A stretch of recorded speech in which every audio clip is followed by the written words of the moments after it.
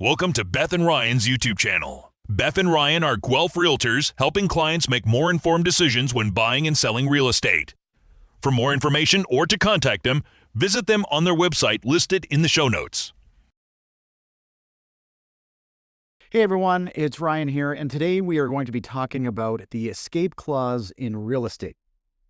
And if you have been buying or selling a house in the past 5 years, you probably haven't heard much of an escape clause. And it is starting to come back into regular transactions and discussions as you move away from a seller's market and into a balanced market, and definitely when you move into a buyer's market. And we're sitting somewhere between a balanced market and a buyer's market at the moment in Guelph. So what is an escape clause? An escape clause is usually written into the contract to purchase a home for the benefit of the seller. The escape clause allows the seller to attempt to escape an already conditional deal that they have accepted in the event they receive something that they like better by giving the existing offer a certain time frame to either firm up the deal they have and remove all the conditions, or walk away so that the seller can accept this new offer that they like better as a backup. Okay, let's use an example of an escape clause. So say you are a buyer and you are out shopping for homes and you finally find the one you like. And let's just say its sale price is $1 million. So you put in an offer to buy that house, and you have a financing condition and you have a home inspection condition, but you also want the condition that you can sell your house within a certain time frame. And if you don't sell your house, then you don't have to proceed with the purchase. It protects the buyer from potentially owning two houses if they buy this new house for $1 million and can't sell theirs. So the buyer puts into the agreement of purchase and sale that they would like the deal to be conditional on them being able to sell their house at 123 Main Street within 30 days. The seller really doesn't want that clause, because if they accept a conditional offer of you selling your house, they're tied to you. No one else can bump that offer. They are obligated to wait the 30 days to see if you can sell your house. And at the end of 30 days, if the buyer doesn't sell their house, they can just walk away from the deal. The house comes back on the market and the seller loses all the momentum. So in comes the escape clause. The seller, although they don't really want to accept that sale of property condition for 30 days, hasn't had a whole lot of interest at $1 million in their house. And they get the sense that the market is softening a little bit and they just want to get on with this.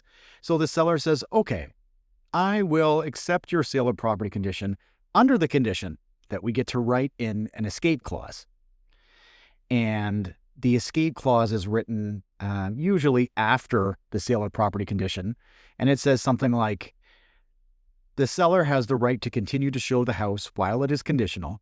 And in the event that the seller gets an offer that they like better than the existing offer, they can trigger the escape clause and give the existing offer 48 hours, or whatever number they agree on, to either remove all the conditions and firm up the deal, or walk away and be mutually released from the transaction, and the seller then automatically accepts the backup offer. This escape clause allows the seller to mitigate their risk in this transaction.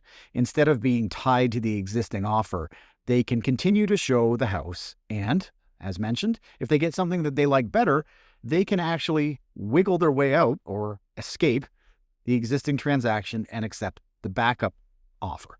There are some rules of engagement with an escape clause, and I'm going to be talking here based on the contracts we've seen and we've negotiated. They're the standard, but just to be sure, you might want to double check with your realtor to make sure that they are standard escape clauses.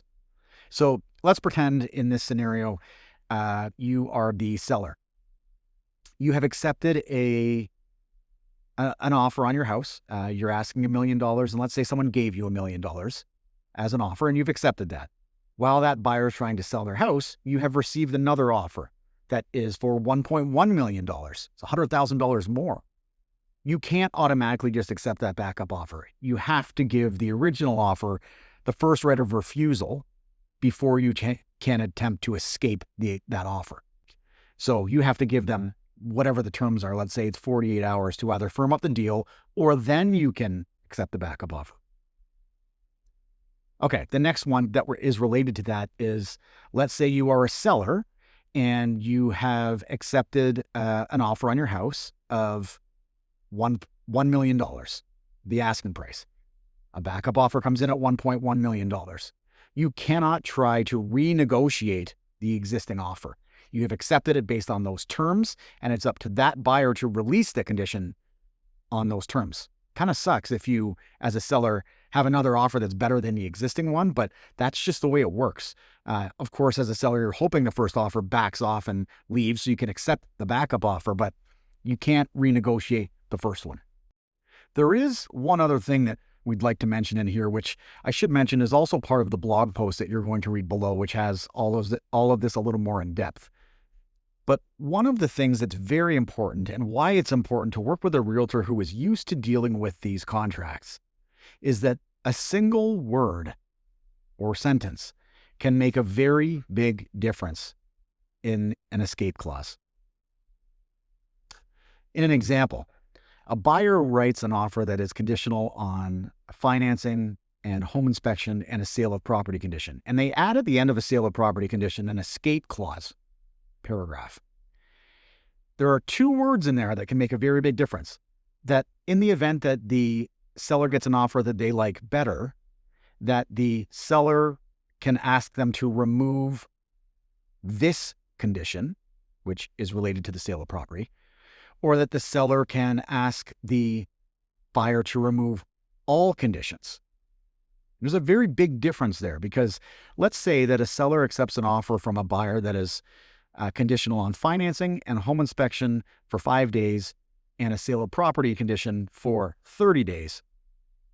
Well, let's say that the seller gets an offer the next day after accepting this offer that has no conditions and the seller wants to accept it. If the contract reads that the seller can give an escape clause notice to the buyer and they have to remove this condition, which is sale of property condition, is very different than the buyer must remove all conditions, which is sale of property, financing, and home inspection. Very different outcome, and a lot of money on the line over this and all. So make sure that when you talk to your realtor, you understand those things, and if you get an offer related to an escape clause, that you understand the wording in there. It can make a big difference. If you have any questions on the Guelph real estate market, you can always give us a call. All our information, including booking an appointment with us, is on our website at bethandryan.ca.